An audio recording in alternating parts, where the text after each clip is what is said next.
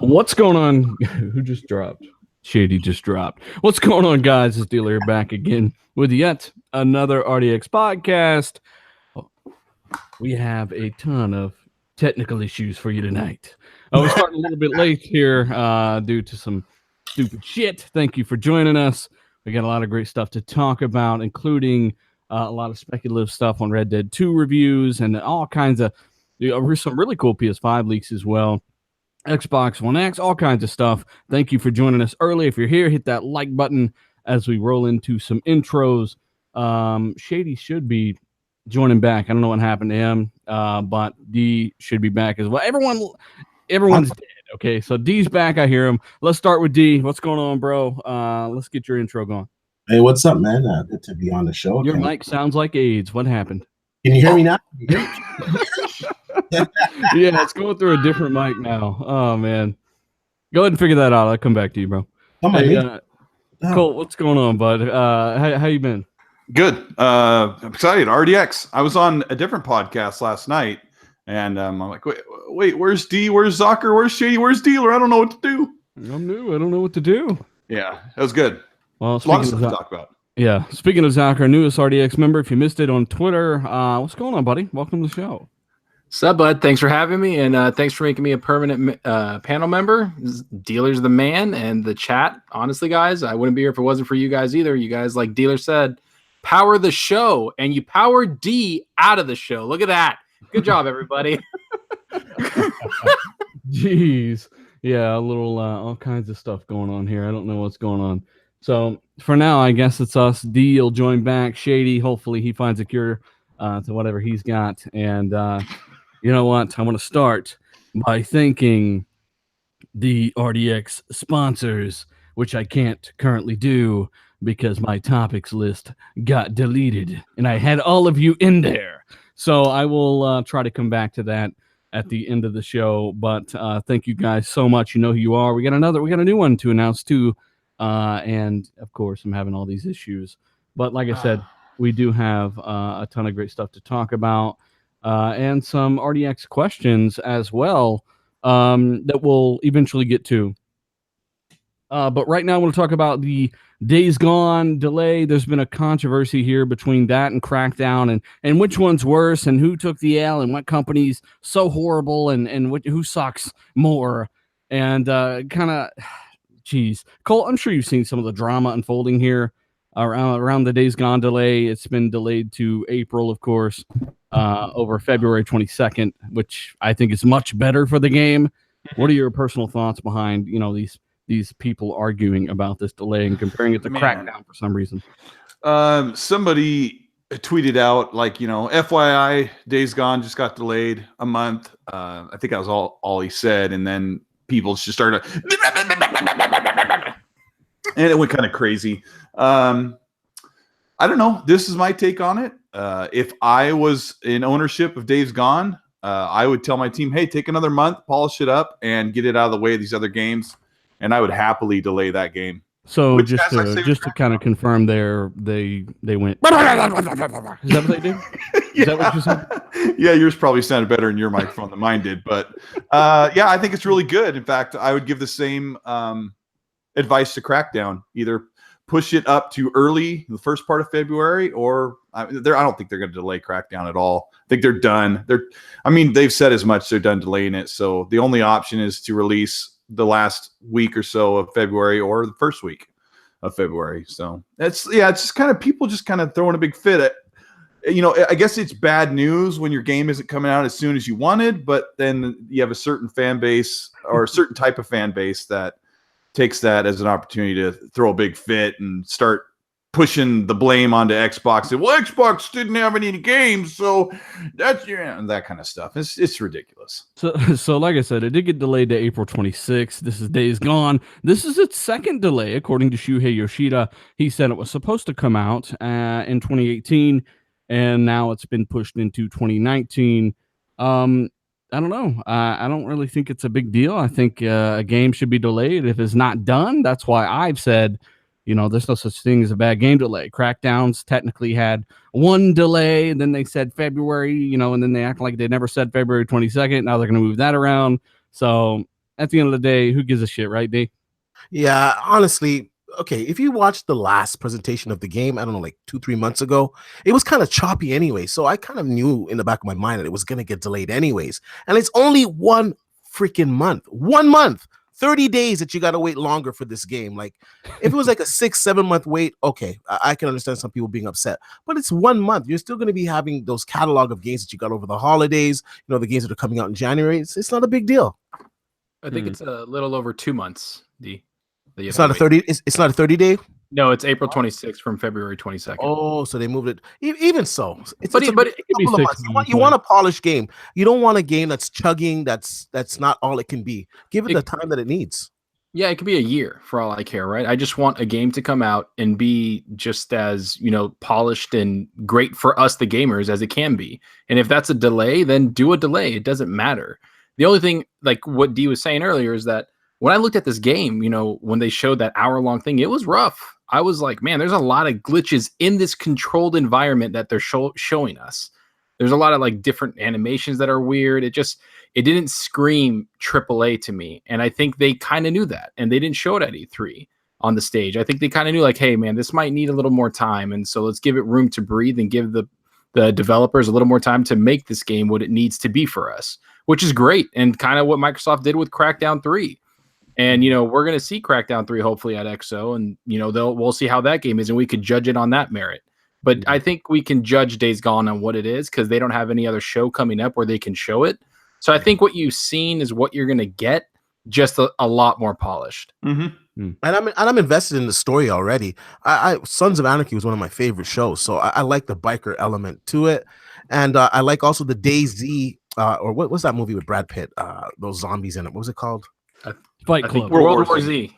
Yeah, Fight World War Club. Z. I like how the zombies are like World War Z, like they swarm you, and it's like a lot of them. I really like that element. So in order to get that running smoothly, they're gonna need the time. Give it to them. Not a big deal. Sure are. Speaking of time, Shady needs time because his internet just went down randomly. So he's trying to fix that. If he can't fix it, I might shoot out some invites to random people in the community. It might just be up like a telephone pole right now. That's because it's a great wire.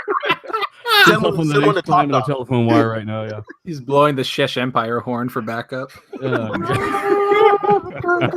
Yeah. So, like I said, not a big deal to me personally. But you know what is a big deal, Zalker, is this: what the fuck is going on with this PSN name change thing? So we updated you last week on this, guys.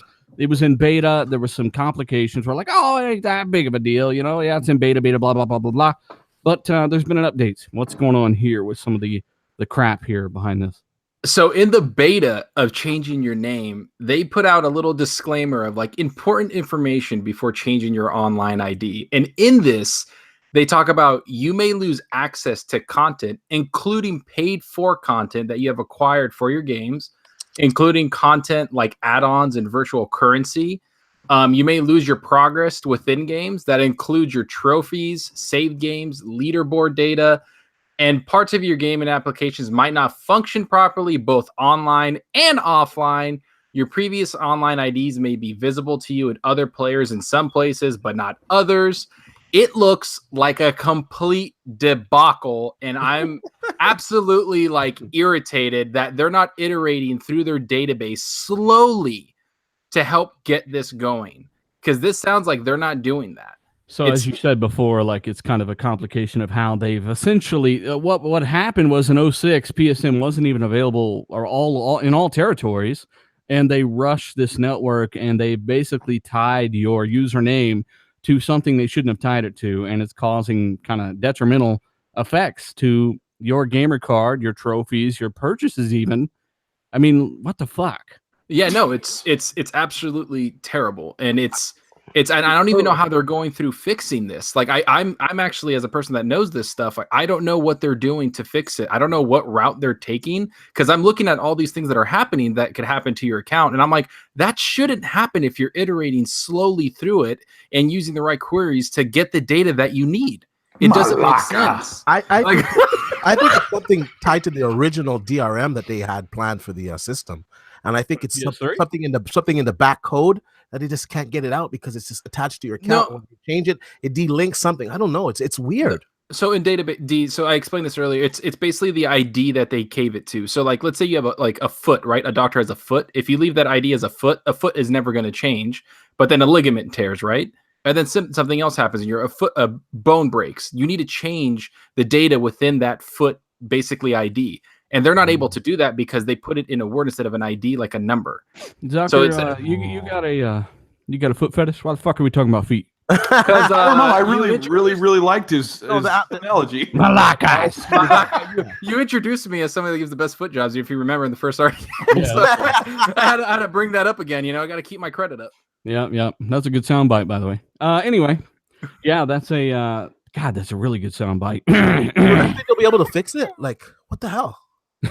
Slowly, but they need to put a lot of money into it, and it might they're going to need a lot of maintenance. They have a lot of work ahead of them. Like, I'm talking maybe even a year to 2 years of actually implementing this, so people aren't affected this bad. What have they been doing for a year when they said they were going to bring PSN ID? Making the world's best coffee. Trying to make it implementation with strings. And I don't want to explain what that is, but technologically they were trying to implement it with that, and they basically are like, it's too much and we can't, and they're trying to iterate back. Actually, they were developing biometric wigs.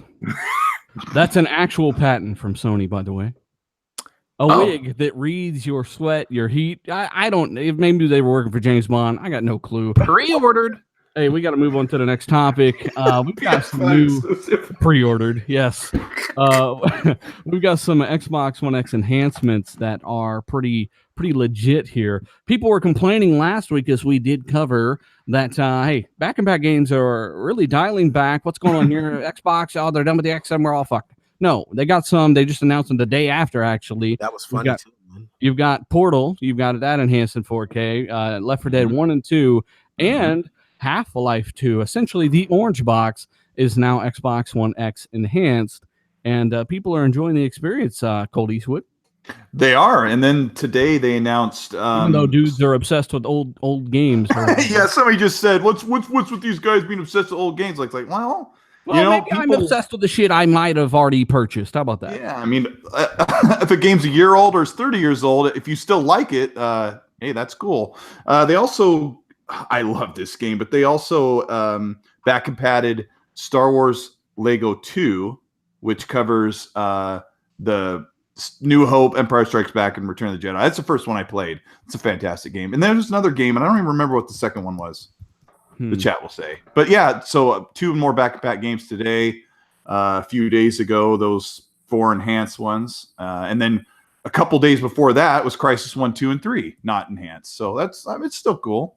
Well, it's I don't know. It's free. I mean, it's if you already own the game, you don't do anything. You just sit back and say, "Where's Max Payne 3 and where's what other stuff that we're looking for?"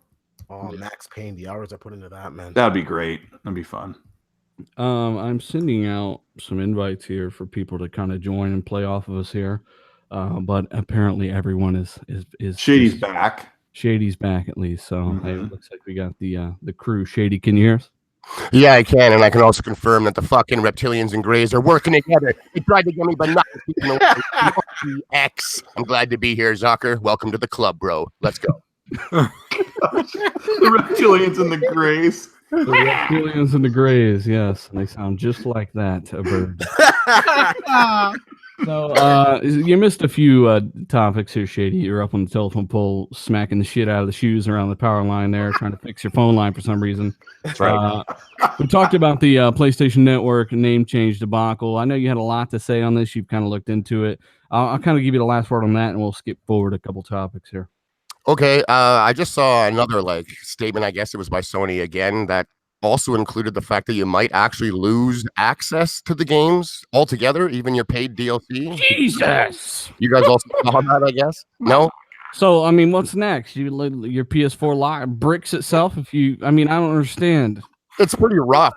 Talk about beta. Alpha is polite way of putting it. I don't know why they would have rolled it out already if they're having these types of issues, other than to say that they've done it and let the ignorant fans just roll with it. I'm not sure. I think they shouldn't be doing it right now with all these potential problems, because, losing paid content is, of course, I think the worst. Everything else is a nuisance, but a bad one. It's not a good move. Hey, You some can't- fans aren't rolling with it though. Some of them are saying, "No, I'm keeping dildo gaggins. I mean, I will settle with dildo gaggins. I That's don't not mind worth because it. I bought all this stuff and I do not want to lose Bro, it." and You've if had you the name by revert, like 5 years. You've built up a gag tolerance. You can keep it down. I think this you can't understate. Like, you know, the Xbox consoles is really great. The X is like the best console out right now, and the Xbox Live is really great. You can't understate like that. Those things are reliable in a time like this when they're worried about these malicious messages coming in and the PSN ID thing not ready. They shouldn't have unrolled it yet. It's not ready. Hey, I gotta give a shout out to Robert in the super chat. Thank you so much. Hey, Ryan. Hey, what's going on, buddy? I'm trying to multitask like a motherfucker. What's up, Ryan? So, yeah, that's very interesting, man. We've also got a spooky treat, apparently, according to corny ass executives. Xbox Game Pass dropping some megatons for us all. Kind of, So- yeah. So these are in addition to the October Xbox Game Pass games. So you've got Hello Neighbor, you've got Observer, you've got Outlast, and you've got Dead Island Riptide that they're throwing in there. So that's 4 titles they're adding to the monthly subscription plan. Kind of just saying, hey, happy Halloween, kill some zombies. Or if you're an Outlast, just run like a bitch and you can't even punch people. Which is my biggest problem with that game, honestly. Like, Gosh, you're holding the camera and you're just getting beat with a pipe. Ow, ow! You know, like you're not fighting back or anything, you know, so...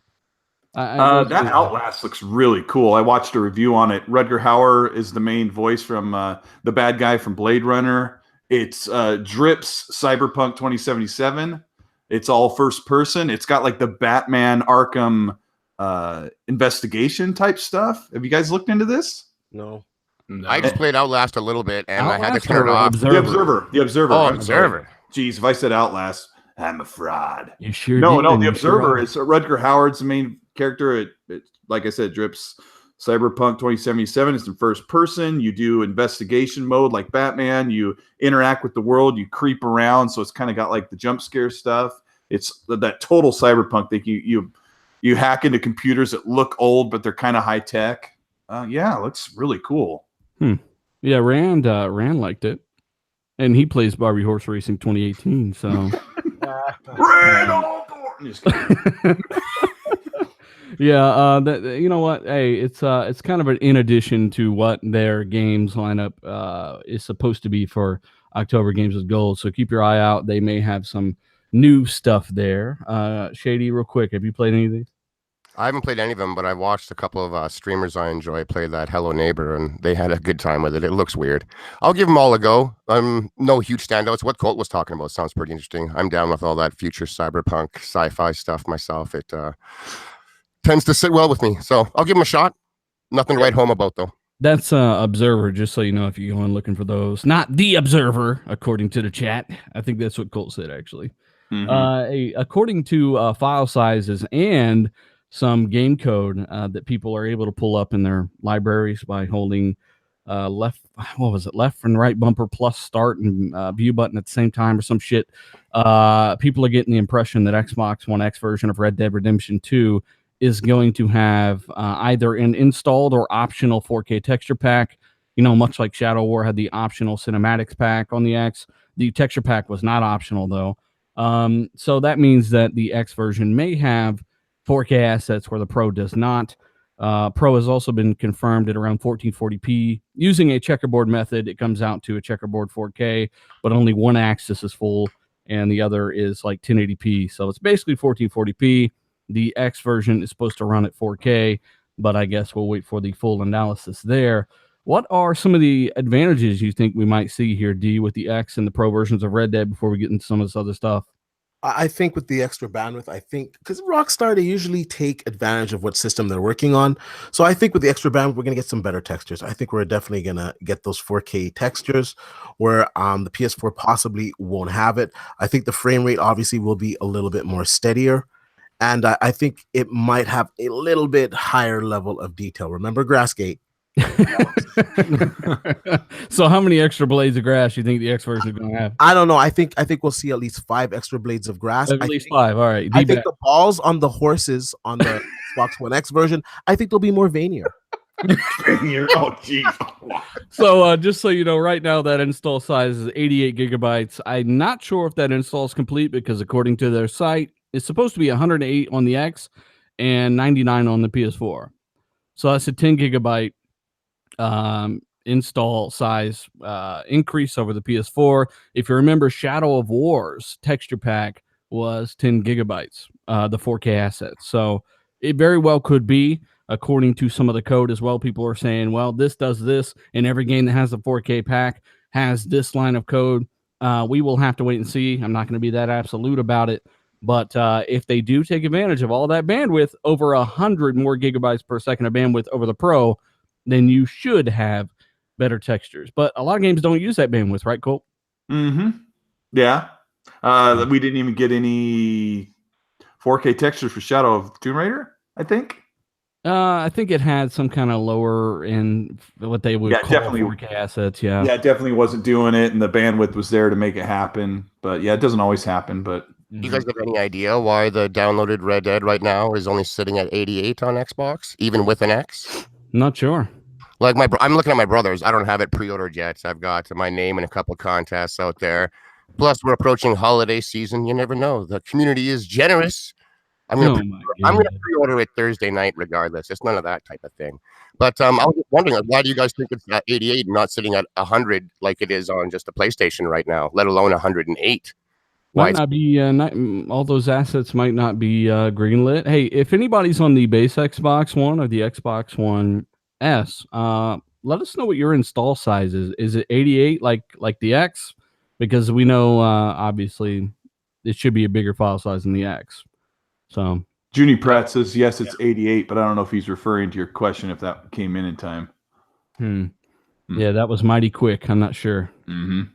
In either case, we got to give a shout out to almost 500 people watching us live, guys. Hit that like button. Maybe share this on Twitter. It really helps. Shout out to all you guys that are always in the chat. Thank you so much. We also, well, hey, here's the deal with Red Dead reviews and things like this. Apparently, they're supposed to be out not too long from now.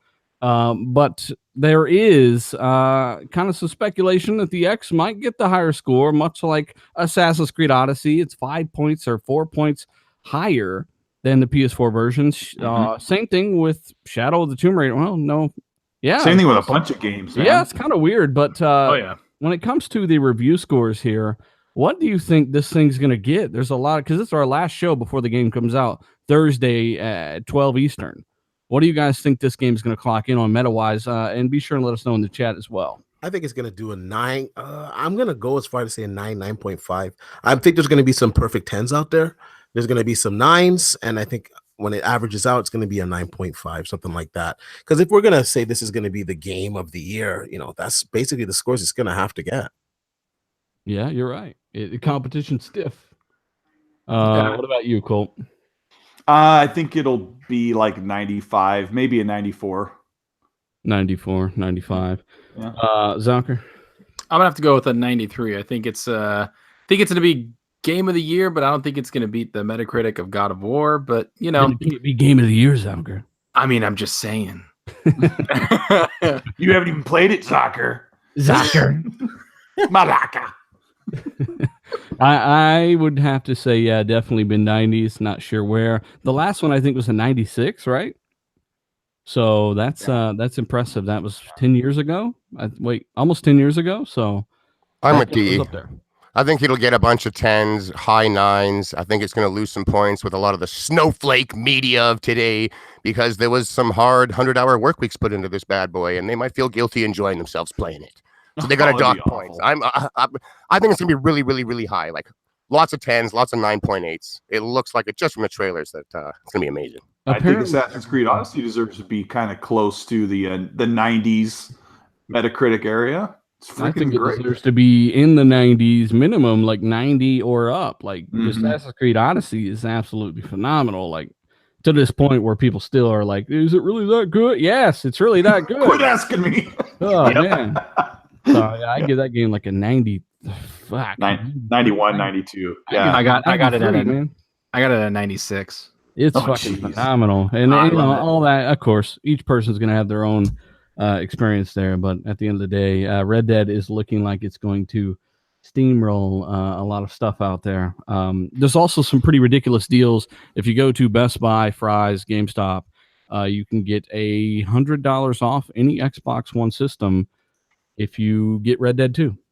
So just for you guys know, you can get a $400 Xbox One X, or you can do the math. It's good deal.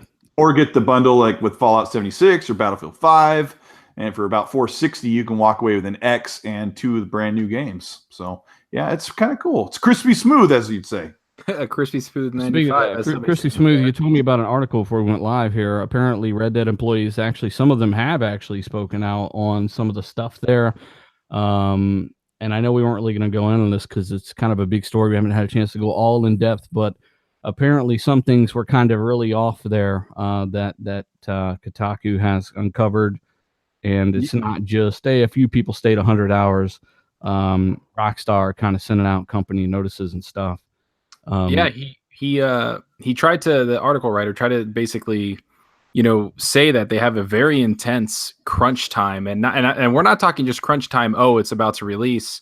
The way the tech world works, people, is that there's sprints throughout development of a program.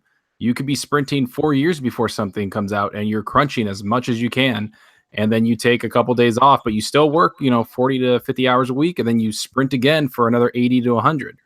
And apparently that's what it looks like. And if you leave the game before it releases, so let's say you work on the game for 2 years, 3 years, and then you get a better job, you won't get your name in the credits for contributing to the game, no matter how much you did, even if it's a back end or a horse testicle, whatever you did. And it's so that's extremely harsh. It really hinders people from moving forward in their career. Probably goes against your resume too, right?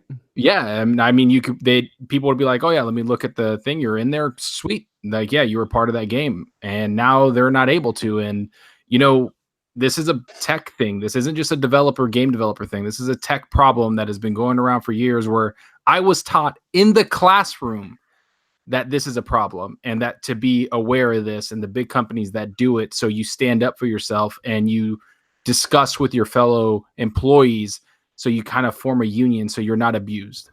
And I know a lot of people don't think like, oh, you're just working and it's your passion. No, you're working because you're making money and you have a skill set that's hard to get and hard to master.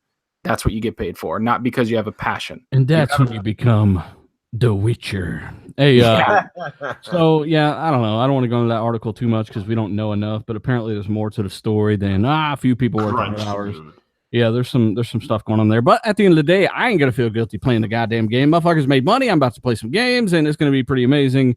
And I'm looking forward to Thursday. But apparently some stuff's going on at EA as well, Zalker, which you did cover this. I'll hand this back to you with Jade Raymond, who was kind of one of the main people behind the Assassin's Creed franchise back in 2007, before it was, old news. It was kind of a big deal, and she was the person on stage debuting the game. What's going on with her and her studio? Yeah, she was basically the studio head of like Motive for EA, and she just walked away along with this is not including layoffs, 40 other developers leaving EA and DICE, I mean. And they are not just little developers like a guy that was hired last month and he's getting coffee. We're talking people that have 10 to 15 years experience are leaving. And EA is trying to keep this a little bit quiet, and people are catching on to it. And there's other developers opening around EA, Ubisoft and Epic, and they're going there. But this lady that was very talented, she helped Assassin's Creed. She helped make Assassin's Creed 2, Watch Dogs, Splinter Cell, Blacklist, and she is. What's her most recent though on her resume? It's the Star Wars Battlefront 2 Snooze Fest campaign. Yeah, I like that game. That was all right. Hey, I'm a Star Wars fanatic. I had fun, but I mean, those enemies were brain dead zombies that just ran straight at you. It was unengaging. That wasn't their main game, though, right? Like that was their little. No, they were working on. But that was project. What she looked over. Was that part? I'm just saying. What have you done for me lately? Wasn't something that the gaming community seemed to enjoy. That was DICE that looked over that, right? Motive did the campaign. Yeah, Motive did the campaign. That's what I'm talking about. No one out there is praising Star Wars Battlefront 2 in any fashion, let alone its campaign. I mean, it did one. That's about all it gets. And it was such a cool concept, too. Like, it was a lot of potential there with seeing it from their perspective. And next thing you know, you're guarding the damn princess 30 minutes later. It made no sense, man. Hey, we just got Kid Smooth joined us here. What's going on, Kid? What's up? My bad. I saw your message just now. Well, hey, I'm glad you were able to make it, man. We were having some technical difficulty. I was trying to get some more and more people in here just in case Shady's internet died again. We're talking about Jade Raymond's departure from EA. Did you read up on this any? No, man. I've been freaking out of the loop. Where's he headed? Microsoft? It's a her. And no Oh, one knows. Zucker quickly touched on it, but literally Epic Games and Ubisoft opened up massive studios, basically quote unquote across the street from DICE. So before this, there was nowhere else. If you were to make video games in Sweden, you were working for DICE. There was nowhere else. Now there's massive competition. I mean, how much money has Epic made in the last year that can be thrown around poaching talent? So it's easy to look at EA and be like, they're so terrible. A lot of people hate them. They do terrible things. But I don't think that's the only reason that a lot of these devs decided to leave. I think there's a lot of opportunity literally down the street. Yep. And that's why a lot of them went. So I don't think it's because they're an evil corporation, so to speak. I think there's a lot of reasons why these devs left, and that's one of them. They're definitely fuck faces, but yeah, I think there's a lot of factors that come into play with EA. They just announced that they're only doing 60 hertz tick rate servers on PC now, meaning even though the game's playing at 60 frames on console, you're still only getting the tick rate of a 30 FPS refresh on the server side. So you might see them better and it might be smoother, but your bullets aren't going to register at that frequency. It's the higher tick rate for a server, the better and more accurate bullet damage and all that. So you're not dying around corners as much. I'm not sure why they decided not to do that on console. It's pretty stupid, but I just heard of that stuff this week. They were talking about it in Call of Duty having a 20 tick rate now, down from 60. So I guess it's a 60 frame game. Fucking complaining and the server, it updates once every 3 frames now instead of once every frame, and then Battlefield is going to do it once every 2 frames instead of every frame. I've just never heard of this of even a thing. But over this last week, it was oh, okay. If it only updates once every 2 frames, that's enemies, bullet, all projectiles, the more it updates, the better, the more accurate the gameplay. And Call of Duty really reducing it to 20 is abysmal. That's fucking stupid low. Yeah, $1 billion company going with the cheapest server they can go, multi-billion-dollar company. And pretty soon you're going to be aiming like you're in PUBG where you shoot something and you have to lead your target 75 yards before it gets there. Well, I guess they used to have 60 and they downgraded it. I've been playing a lot of Black Ops 4 and it feels like any other Black Ops or Call of Duty. Sorry, the hit detection, if anything, to me feels better. I don't feel like I'm around corners getting lit up or hiding behind a rock and still getting shot. I feel like other than the death cams, they were always off though. But when the guy shoots at stuff, it looks like he's hitting something that's not there. Other than when I'm playing the game, I don't feel it. It sounds shitty though. I mean, get that tick rate up. Yeah. Underachiever, by the way, said that the Red Dead multiplayer wouldn't be there for a month, isn't it, Colt? Yeah. I'm gonna go choke my cat real quick too. So wait, that's the most horrible thing I've ever heard. They did say a month. I think it's not coming out right at launch. Oh gosh, isn't it going to launch in beta with the game? No, I think it's just campaign only. I can't, give the stamp of for sure that it's a month, but they did say that it will be later date that the multiplayer goes up, but it's not too long after. Yeah, I think the going word is it's going to be actually a month, which is not too long. I want them to polish it anyways, and in all honesty, for a month we're going to be deep into the story mode anyway, so it doesn't really matter. That's right. Yeah. If anyone remembers the Red Dead original online, it was sparse on content and things to do. Unless you were just into shooting civilians and then running from the sheriffs the whole time, there wasn't a lot to do for a really long time until they started putting some co-op missions and stuff like that in there. So I'd rather not have that situation and have it launched just loaded with stuff. Well, I got a question going back to the motive thing, because I agree with Shady. Nobody was fucking jizzing themselves over this Star Wars Battlefront 2 campaign. It wasn't their main project, apparently. It was kind of like a little, hey, send Earl and the boys, make the Star Wars piece of shit campaign real quick. And they went ahead and did that. And I don't know what they were working on, but apparently they weren't happy. That's just what it all comes down to. EA crushed Amy Hennig's Star Wars game as well. Said it didn't have the longevity model they wanted, meaning not enough forced multiplayer or some kind of microtransaction system. And Colt, do you think maybe maybe the initiatives over there going, they better be. Yeah. Yeah, I hope so. You hope so. Great coverage, Colt. Yeah, I hope so. No, Yeah. And that's all I got to say about that. Well, the reason why it's a big deal is because she's at one of the highest positions she could be in her career, and she just walked away from it. Like, you don't do that. Like, it just doesn't make sense. So, like, she runs studios. So somebody is going to poach her up or get her to run a studio, but she just walked away from it. Yeah, the initiative's been picking up just about everybody. They've been picking up those high profile. That's what everyone said as soon as this broke. Is that maybe the initiative's looking over there, and I don't know. We'll only find out. It's just like there's like a big gigantic cardboard check over there, and Microsoft just keeps writing checks. They got Ed McMahon over there. They're like Oprah. You get a job, and you get it. They're just like everywhere. They're just hiring everybody. Well, I mean, if you look at the spending in 2017 and part of 2018, like Microsoft is spending basically $0 in comparison to what they're doing now, and it's really good. And I think some of the people who they've kind of come to complacency with how Xbox is. The people that don't like Xbox, I think they're in for a big surprise because they're going to have to change how they treat Microsoft and Xbox, because they're going to come and start actually getting off their butt, and it's going to be good, and everybody's going to enjoy the fruits of those labors. Hopefully, it's just going to take a little while.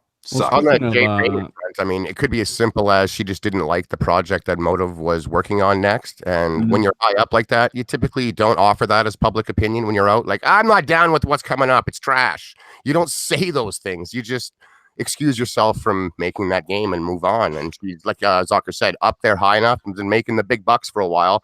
Now, she doesn't need necessarily a job instantly. She can shop herself around. I guarantee you she already lined herself up a job. That's why she left, probably. Yeah. But two, she's been working on whatever she's been working on for years, a couple years now, a year and a half, almost 2 years. And I'm just going to go off of, hey, they tore Amy Hennig's Star Wars game down. It was going to be more of a narrative focus, a story game. And now Jade leaves her project, and whatever it is, that CEO over there is doing some stupid shit. Speaking of walking away, though, I think, I don't know, Kids Move. I'm thinking about walking away from Fallout 76. No. And Why is that? I need some convincing here, because I'm looking at this gameplay, and I really like Fallout 4. I got days in that game. I got almost 1,200 gamer score in that big ass game, and I just looking at it, and I'm like, eh. So, what are your thoughts on this thing?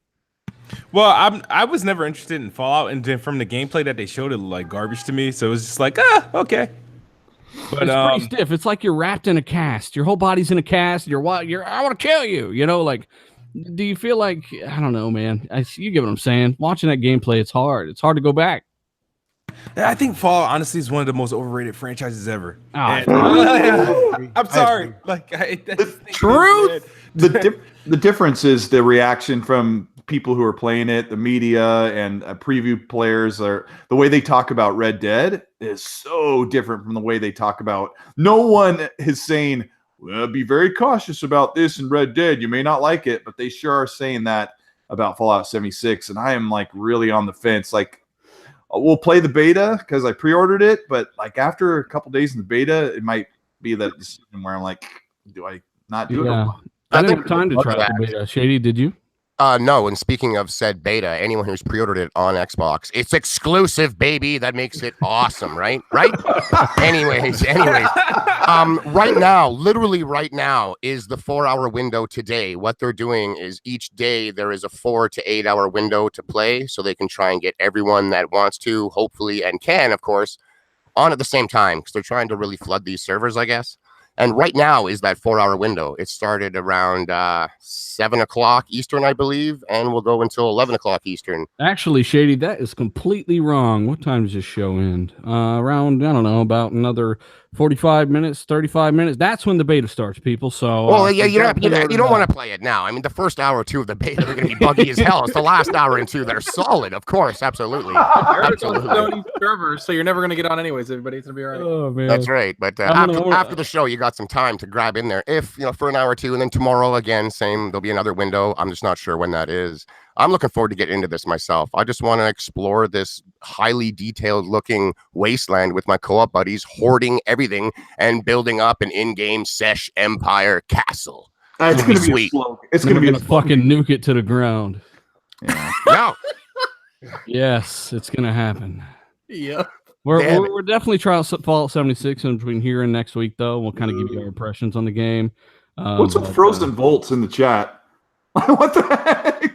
Xbox fanboys, please tell me the exclusives on Xbox. Like, what? He really wants me, dude. There's Wikipedia. Go look it up. Jeez. I want to ask you guys that do. What's his name? Frozen Volts. Frozen Bolts. Hey, sorry, I mispronounced your name. Why are you so concerned about Xbox? What exclusives are you playing right now? Because if you're like me, you beat Spider-Man a month ago. If you're like me, you beat God of War in March. What are you playing? Because I've been playing Odyssey. I've been playing Shadow of the Tomb Raider. So you know, I've got an answer for them, and that's when xCloud comes out. All Xbox, Microsoft games are exclusively on everything but PlayStation and probably Nintendo. That's it. That's the exclusives of here. Everything but PlayStation works for me. Which is actually what exclusive means, but whatever. It does. That's right. I want to ask you guys a quick question. You guys that are into Fallout, because honestly, every time this game launches, I just scratch my head. It's always broken. The animations are always janky. I didn't have problems with Fallout 4, D. The graphics look crappy to me always. Yeah. Honestly, I just want to know, honestly, what do you guys see in this game? It's an old engine, bro. It's a really old engine, and they're actually working on a brand new state-of-the-art engine right now. Keep in mind, Bethesda power id Tech 6, Doom, some of the best-looking games out there right now. They have the technology. We have the technology. They have the resources and technology to build a state-of-the-art engine, as we know, with Doom and Wolfenstein 2. And they've done that. But now they've got to transfer over to an open world game. That's why you got load time still in Fallout 4 when you go into a building. It is an ancient fucking engine. And Fallout 76 is their last game being powered by this engine, to my knowledge. They said that they're going to get Fallout... before they confirmed Elder Scrolls, which I think they did just because of pressure, they said that we're not even working on Elder Scrolls 6 until we build a brand new state-of-the-art engine, and that's what they've done. So their next game, D, will probably blow your fucking mind. I think one of the reasons that the graphics, sorry about that, is a little shitty and stuff, like the bugs, is it goes on. A lot of people don't see it, but like when you walk into a big open area, an open area, like a castle in Skyrim, the table, all the glasses and forks and plates and pieces of bread and cheese and food and all the armors, like everything is an actual physically modeled thing that you can pick up and move. You can actually pick up a bucket and like put forks into the bucket and walk around with a bucket full of forks and stuff. So there's a lot of stuff like that powers this game that a lot of people don't play around with. Like I loved going into areas in Fallout and pulling out all the crates. And then sometimes there'd be Stimpaks inside the crate up on the third or fourth shelf that you just can't see without pulling it out. I love that type of stuff. But I've heard that they've backed away from some of that to help up just the visualness because the engine is so old. They had to give somewhere and take from something. It's like, we've got physically based materials. Well, do you have a bucket full of forks, bitch? It's the only game that like kind of like took that and made it appealing, right? Like if you remember when Skyrim came out, those giants that would hit you, they hit one of my horses and that shit launched it into goddamn orbit. It was gone. It was just flying around. I was like, holy shit. But people recorded that and then that's a bug. And they're like, no, that's a feature, guys. That's part of the awesomeness about it. And everybody's like, yeah, let's make videos about it. And that's what people do. Bethesda is a ever-changing game and all their games are with the mods and everything. They just have the community build what they want around it. But, I don't know. I love these Bethesda games, and I know people complain about the bugs in Skyrim and Fallout, but, like, those games do more than most games. They're more big, they're more open, they're more flexible, they're more immersive. Like, you just do what you want to do in those games, and there's just more stuff to break. And I don't remember having problems with Fallout 4. Really, I don't. Nothing really that I would complain about. Right? Like I think that's what people are complaining about. It's aged, just a little janky, a little stiff. They had to bring in some of the guys from id to help with the aiming and stuff in Fallout 4, which is great. They're doing what they can with what they have, and I think that engine's just, I think they used it in Fallout 3, a version of it, and then they used it in New Vegas, and then or are they? Gamebryo is in Fallout 3 in New Vegas, but I don't know what they're using in 4. I think it's a Remember? variation. It's a modded, upgraded version of that, and Oh, now boy. they've got the ability to build things and all that crap. But nonetheless, they are upgrading it and stuff. I definitely see what D is talking about, but at the same time, it's Fallout. Like once you get immersed in that world, like honestly, I really enjoyed the game. I played it multiple times. It's a really, really good game. Speaking of what could be a really, really good game, maybe the Arkham Origins team. If you guys remember, I had been talking about this for a while. We hadn't heard anything from the Batman Arkham Origins team since 2013's Batman Arkham Origins, which wasn't received all that phenomenally, even though it basically did everything Arkham City did. It's just, it's too iterative, but I love Call of Duty. So they really hammered that game for kind of not doing anything new. And we finally gotten word that they are working on a couple of open world DC projects, Salker. What are your hopes and dreams here, son? Did they say DC projects, or is it Batman family projects, or is it completely DC? I think Like it's DC any projects. character? Okay, cool. Initially, So- that was the leak. They were working on it. They got a canceled Suicide Squad game. Probably great, right? That's probably great. And then they were apparently working on a Damian Wayne game, which really was kind of weird because they hadn't really pushed him into the limelight in any real facet. And now I don't know what they're doing. I thought maybe they were helping Rocksteady build this Justice League game, but apparently they're working on something else. I would say, realistically, I would look at a Green Arrow type of game where you're in the city and you're Green Arrow. Anyway, next person. No, I don't want that. I'm saying realistically, like let's just think, and then that's what I don't want. That what I want is a Green Lantern game, like a galactic game where you're just freaking part of the core and you're just going around different parts of space, taking out freaking alien criminals, like something completely original. Dude, I'd like Superman or Wonder Woman, bro. That's what it's gonna be. Yeah. I think they're going to let them handle Superman or Wonder Woman, though? That's the B team. Keep that in mind. That's the Trinity. Bro. Oh, okay. You don't then touch you're that. right. You're right about I would that. like them to use all the characters and do it, like the last Grand Theft Auto, where you could just change to different characters on the fly, and different parts of the universe or the lore, their world, the DC universe, and you could choose Wonder Woman, Green Lantern, whoever on the fly, and all the stories, they come together, something like that. I think the B team would be good for a Titan game. You know, those Titans, the little Beast Boy and all that. Yeah, I know. Yeah. I think, I mean, they're awesome, dude. You know what I mean? Would you guys all be all right if they more or less were like reskins of the Arkham series, Spider-Man style? It works for that. It works for Arkham. Worked for Mad Max. Worked for Shadow of Mordor and Shadow of War. It's a great fighting system. You just kind of reskin it as a new hero, new powers, new story. Yeah, I'd be down. I don't think it's been burnt out yet for me. No, not for me either. No, it felt great in Spider-Man. Well, Spider-Man, instead of countering a dodge and they changed the buttons around, it did a few things differently. But yeah, a little. Vladdy Putin said a Thor God of War like game. Oh, that would be really. And Code Viper says Malaka. When anybody who plays Odyssey, you know what the fuck Malaka. Yeah, we were talking. I mean, somebody ain't fucking around. Somebody's about to try to stab you, basically.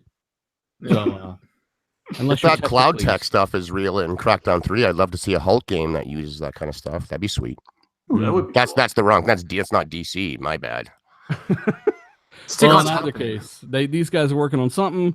Rocksteady hasn't unveiled any. Remember, Arkham Knight was supposed to come out late 2014, got delayed to early 2015. They've been working on this Justice League / Superman game, whatever the fuck it is, which will probably let you play as multiple characters. Might even have co-op, as we've theorized before. So what D's saying is probably pretty likely. And of course, you will then go around and steal cars and rob banks like Grand Theft Auto. So we're looking forward to that. But the B team there with the Arkham Origins team, haven't heard anything from them in a very long time. 5 years now. So hopefully we get word from them sometime sooner than later. Any final thoughts? I would love for that Bat family rumor we heard a couple weeks ago to be true. You get to play as all the different characters associated with Batman, the heroes there. He's got an awesome rogues gallery to go up against. I'm down for another Batman family game. And the co-op aspect. I heard there was co-op in it, and that would rock. Yeah. Well, and I want the story to kill it. That's what I want. I want the story to be good, just like Arkham Asylum, Arkham City. The story needs to be on point if they're gonna actually make this a game worth telling. Just like Spider-Man, if you finished it, you know that story is just amazing. Mm-hmm. Well, you know what else would be amazing to a lot of people is the next potential possibility of XO18 here. Think about it. Every single leak from that Walmart Canada link, kind of leak on their website, every game on there new Gears of War, blah blah blah. We told you it wasn't Gears of War 5 coming out more recently. I think it was Gears Tactics coming out recently. Anyway, new Gears, all that stuff has actually come true, right? The names weren't right, but all that stuff has kind of come out and come true. And if you remember, Splinter Cell was on that list and is yet to be unveiled. Now, we know somebody behind the scenes who basically has a guy that was playing the game and testing the game. And we know Splinter Cell's real. We know it's in development. We don't know if it's been shelved or canceled, but we know for a fact, 100%, that Ubisoft have a Splinter Cell build out there, a new Splinter Cell in development. Either, like I said, we don't know if it's still in development, but the guy was testing the multiplayer aspect of the game.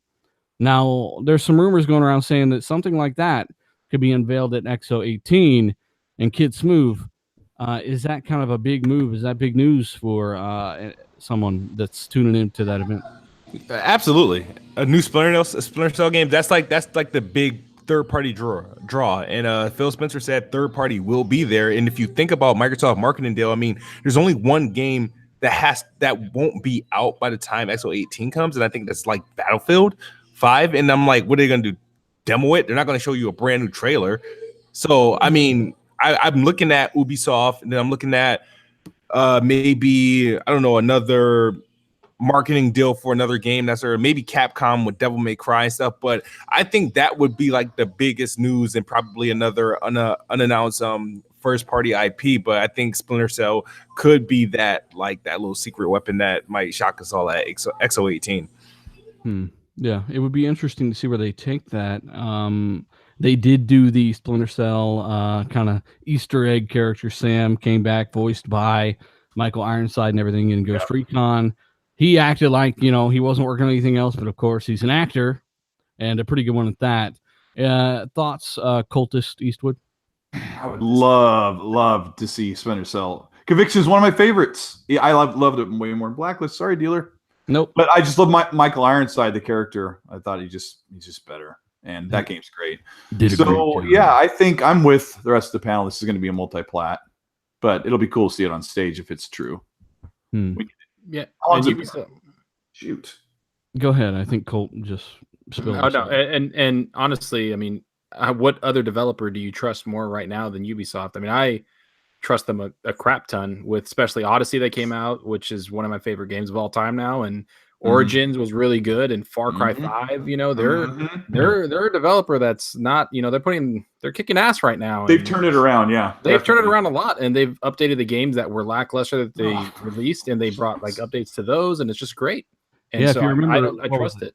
2015, I think 16, they were releasing a lot of games that needed a lot of patches over the course of years to get them flushed out, Division, stuff like that. A lot of updates required there. And in 2017, they released Origins, which was a fully fledged, full-on, finished game. And then they released Far Cry 5, which is still the best-selling game of this year. Yes, more than anything else so far. And then they got Odyssey, which is their best game they've ever released and has more content than anything else they've ever released, and it's super polished.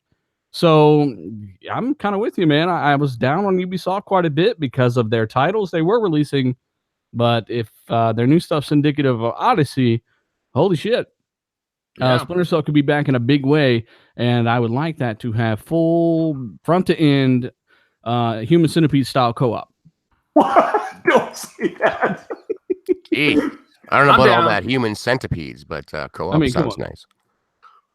Yeah. I mean, a new Splinter Cell would be huge. The brand is big. Sam Fisher is an icon in gaming. The sound, and when he puts down his night vision goggles, I mean, that's some pretty iconic stuff for anyone that's been playing games for 15, 20 years. I think it's going to happen. Everything, as you said, virtually on that Canadian leak, brought to you by maybe my boy Zachary up here. We all know each other in Canada. This one that was just not there at all, not even a peep. So I wouldn't be surprised if it does show up and was just kind of held back. Some fanboy said, leak, Zachary.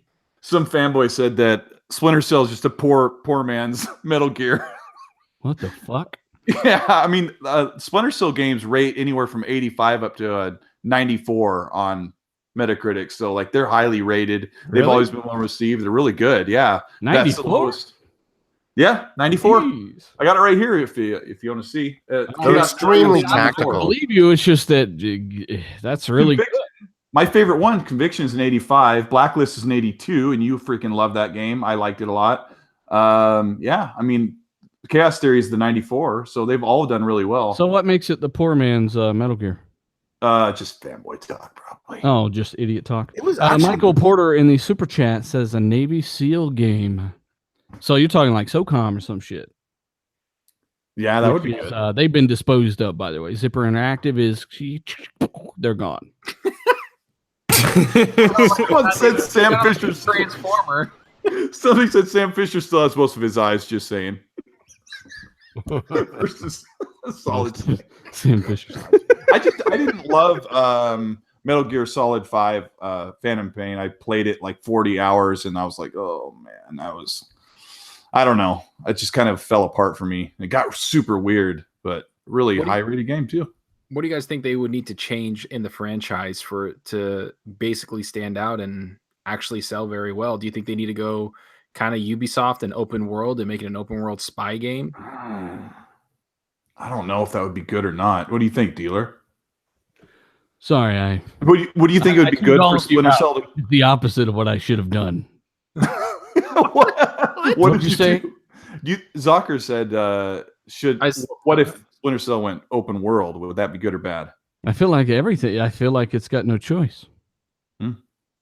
Stephen Gomez, I was reading his comment. He says Black Ops is so blurry on my Xbox. You're on the base Xbox, I'm assuming, and that was kind of like we were talking about next gen consoles last week, and that's why we were saying, hey, it's about that time because Black Ops on the base Xbox runs like I think it's under 720p at points or something. Jeez, like it's bad, man. And the frame rates, you got to remember the X looks absolutely. I look at Odyssey every day and I'm like, Jesus Christ, this game looks insane. But if I go in the other room and boot it up on the S, that bitch is running almost 720p.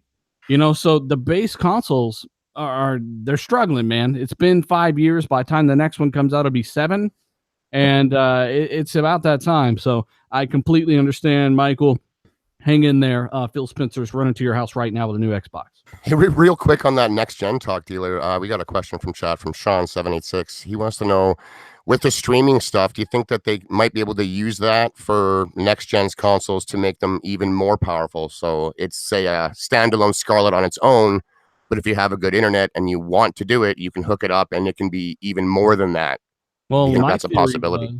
I did a video. I don't know. It was a video with a thumbnail. Had a nuclear explosion in the background. Had 2 Xboxes, and I used a lot of bomb scenes. It was really dramatically ridiculous on purpose. But in that video, I proposed that maybe with the next generation titles coming out over time, you could actually use your older Xbox to stream newer titles that couldn't locally run on that hardware. And I was thinking maybe the opposite of that. Like I think the newer boxes will be a lot really powerful. Like people still don't understand just the CPU alone is a quantum leap. Me and D could talk about that all day because we know what that means for games. Yeah. So cloud power, the older ones, kind of like, I think that was what Xbox wanted to do right out the gate, was launch the original Fat Boy and say, hey, the power of the cloud's attached to this thing, whatever that meant at the time, and it was supposed to just make it better than it was without an internet connection. But that got completely screamed out of coming out, and I think it's just been delayed basically to this, where the world is more receptive and ready to do it, and it's basically the same thing. I agree with you, Shady. And I've said it many times. I think there's going to be a component that I don't know if it's going to be ray tracing or it's going to be able to do better textures or better physics or some better effects in the game. But the cloud's going to play a major part in Xbox next console, and I think it's not unreasonable to think that it's going to help with the graphic part of the game. Hey, real quick in the super chat, Meat Puppet says, really good name there, Meat Puppet. He says, really good show as always. Thank you, bud. We appreciate it. Microsoft are actually the ones partnering with NVIDIA on this ray tracing technology. And a little part of my theory in my head here, which I haven't discussed a lot on the channel, is maybe Microsoft will wait until 2020 to implement perhaps some kind of chipset that can, because we know they're working on DirectX physics, right? Physics. powered by DirectX 12. It's going to be integrated into the API. It's going to take advantage of every core of your CPU. They're really, really trying to dig up some physics-based technology and bring that to everyone that's working with DirectX.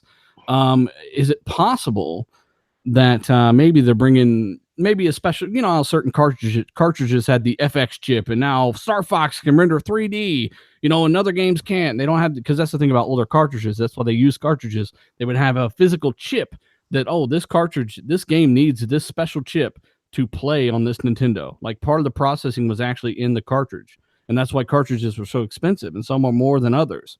Maybe they'll have a special chip in one of these consoles to maybe unlock extra capability to give them an edge over the PS5 or the Xbox 2, you think?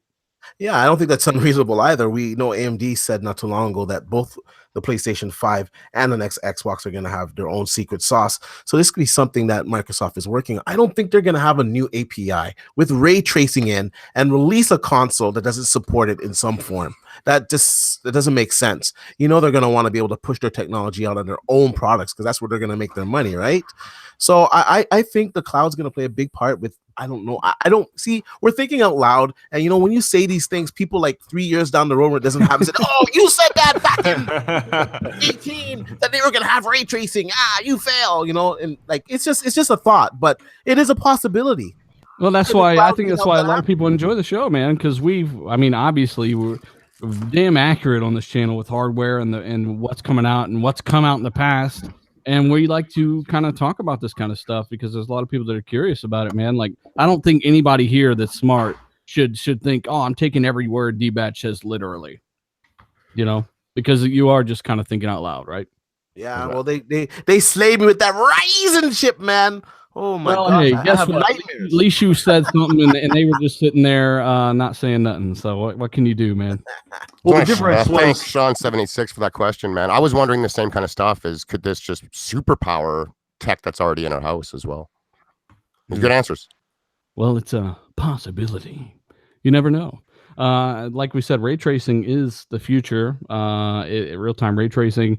But right now, there's just not especially with AMD, we don't know what the fuck they're doing with it. We don't know if they're doing anything with it, but we do know Microsoft are definitely a key partner in ray tracing. Maybe you could explain that partnership real quick, D, for people wondering. Well, it's basically in the DX12 API, they added ray tracing to it. And so NVIDIA has the hardware to actually take advantage of it. And they're basically using DirectX 12 ray tracing. Just have like another layer on top of it.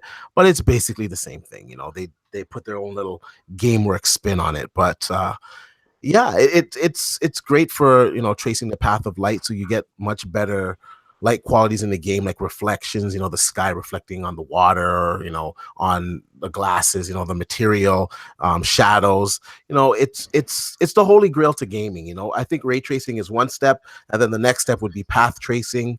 And, you know, they're doing a form of it. Let's not get it twisted. It's not complete full ray tracing. They're doing a form of it. There's still some rasterization being done here, right? It'll get better. Yeah.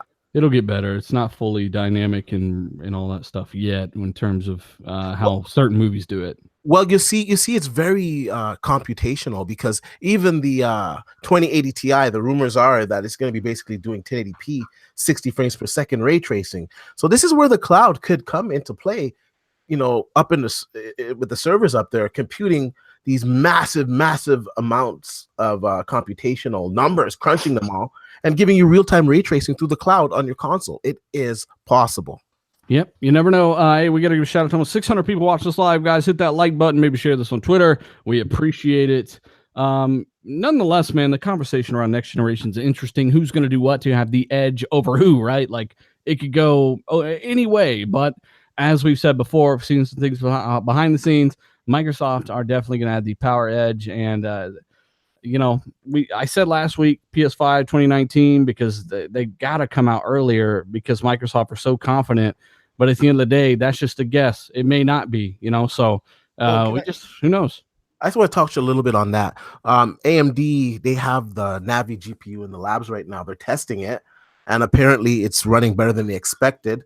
and reports saying that it's basically going to come out the second half of 2019, which would be on track with the rumors that the PlayStation 5 will be coming out next year. Because if they're done and it's going to be coming out in the GPU form, for the PC, whatever, in the second half of 2019, why would the PlayStation not have it as well? They would have it ready for that system as well. Plenty of time to get it into an APU, right? Yeah, definitely.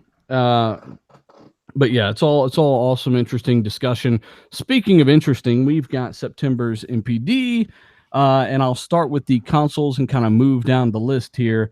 The PS4 had a phenomenal month, apparently 425,000 units. The Switch is 260,000. Xbox got curb stomped like a motherfucker at 175,000. People will say, why the disparity? Well, this is the power of exclusive software, or at least really compelling, exciting software that is at least on your platform and not the other console, right? So most people didn't run to PC for Horizon, by the way. They either picked up an Xbox for it, or maybe they'll wait for it. Spider-Man was on PlayStation. If it were on PC, I don't think we would have seen much of a difference in sales in the PS4 this month last month, because most people would have just went out and got a PS4, a $200 PS4.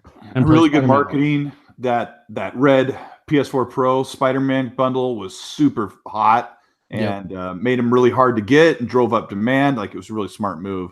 Yeah. So PS4 sold very well last month due to Spider-Man. Keep in mind, this is a pretty much almost exactly, they had from September 7th, I do believe, all the way up to October 6th. This is what the September NPD goes back to. So there's 6 days in October that are counted here as well. So about a month here for sure. A complete month for Spider-Man, which is really good for its NPD. Keep in mind, some of these games have only been out a few days on this NPD. So PS4 425K, Switch 260, Xbox 175. The games, Spider-Man crushed everything, apparently coming number one. We know that did very well. It crushed all the Sony records. I'm guessing it destroyed God of War as good and as well as that game sold. 2K19 was number two. Assassin's Creed Odyssey, with only a few days out, right? That game came out on the 3rd for regular edition owners, and only a few days earlier for Ultimate Edition or Gold Edition.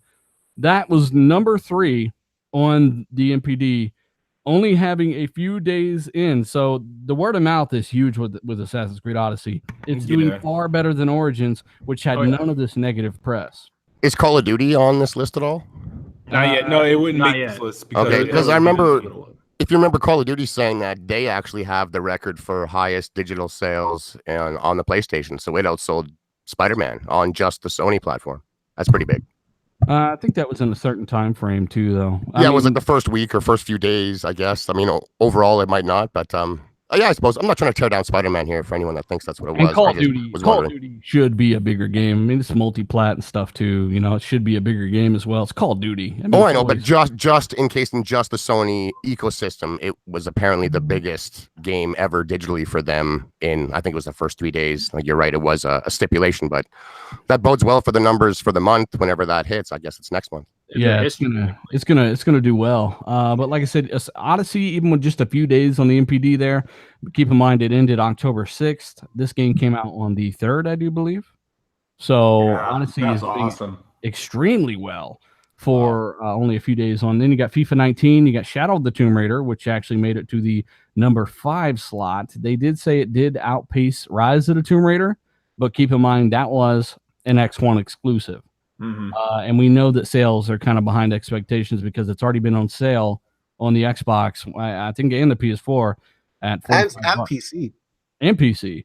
So there's been several sales, even though I do know it did pretty well in Steam. It was $30 on Amazon a couple of days ago and sold out. Yeah. So, but it did outpace Rise of the Tomb Raider, which was, like I said, an exclusive. Then you had Madden 19, and then you had Forza Horizon 4 at number 7.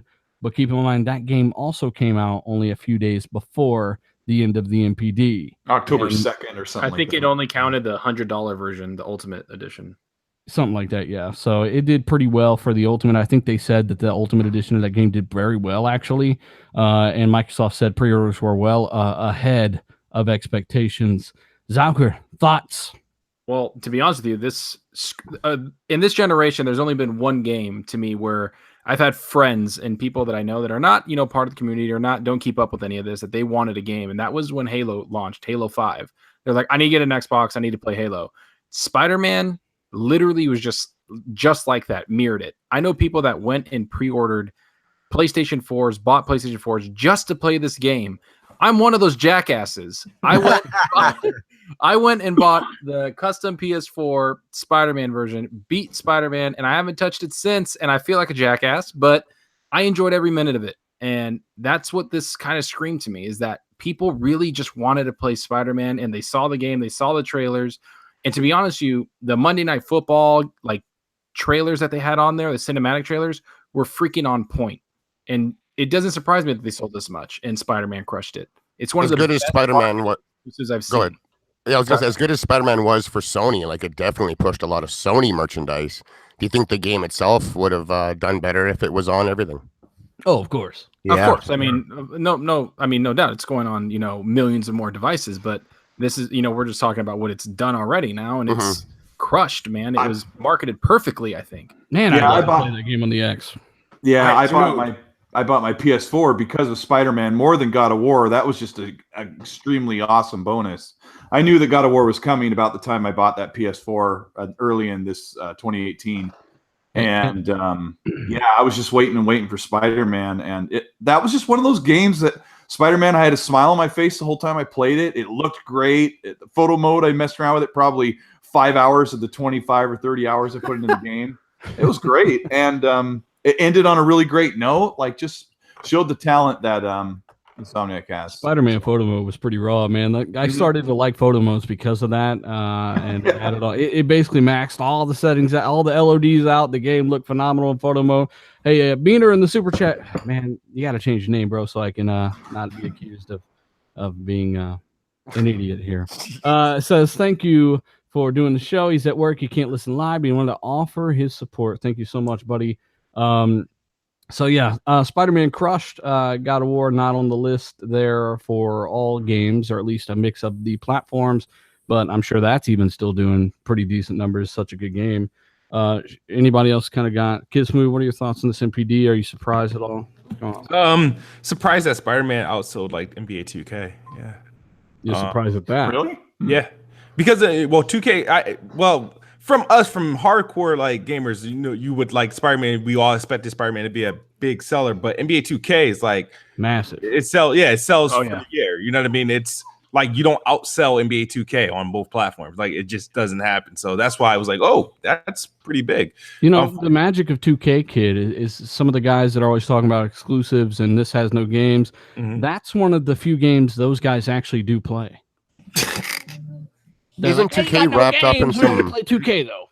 Some like filthy microtransaction controversy? Yeah, like it's just the worst microtransaction game ever released, and they've been doing it for years, dude. And yeah, considering the modern climate, that could be why it didn't do what it normally does, and it's actually selling less. I don't know. I think it sold more than any other before it, though, right? It did. It's selling in its franchise. Spider-Man is taking names undeniably. Then that's the way it goes. Hey, more microtransactions? Hell yeah, I'll take it. Yeah, the last one was just like, was that a Pegasus? It was so ridiculous. Like, at least that's cosmetic, right? Like 2K it's got loot boxes, but you open a drawer and a special sock comes out or something, right, kid? Toronto Raptor socks. Oh, geez, man. So I don't. 2K is like one of the most expensive games you can play. Like, give us an example of some of these microtransactions. They're so bad, right? Yeah, they're like they just got in trouble for like, well, I don't want to say trouble, but backlash for charging you money for a haircut. Like an in-game haircut. Oh my gosh. That, like, come on, dog. Like how much for a fade? How much for a save slot? Malaka. Like, yeah, it's bad. Like, the game, you go into the game, the thing is, how they have it set up, you feel intimidated to do like certain modes, because you go there, you go to the park, everybody's looking like Ronald McDonald, all in bright colors, red afros and shit. And you're like, well, damn. And the thing is, they look so good, but the chances are, it's like, all right, if they put money in all that bling, how much money do they got into their skill? So you play with them, and then they're like freaking 7-foot centers shooting like 80-foot jump shots. And it's just like, all right, you know what? I had enough. 2K is just like, I was turned off. I learned my lesson in 2K, I think 14, 15. And I was like, all right, I'm not doing this.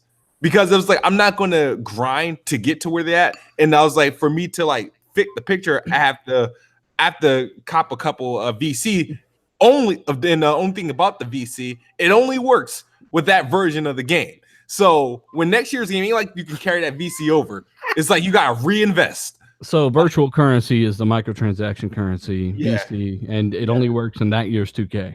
Yep. Wow. So all that, so that year, you throw it, $100, $200 into your character and all that. Some people got multiple characters, so they can play different positions, and they got them all blinged out. So you put all that money, and then the next game comes out, and then you do it all over again. You know, this might sound crazy, kid, but especially coming from EA, but I think that would be a smart marketing strategy on EA's part.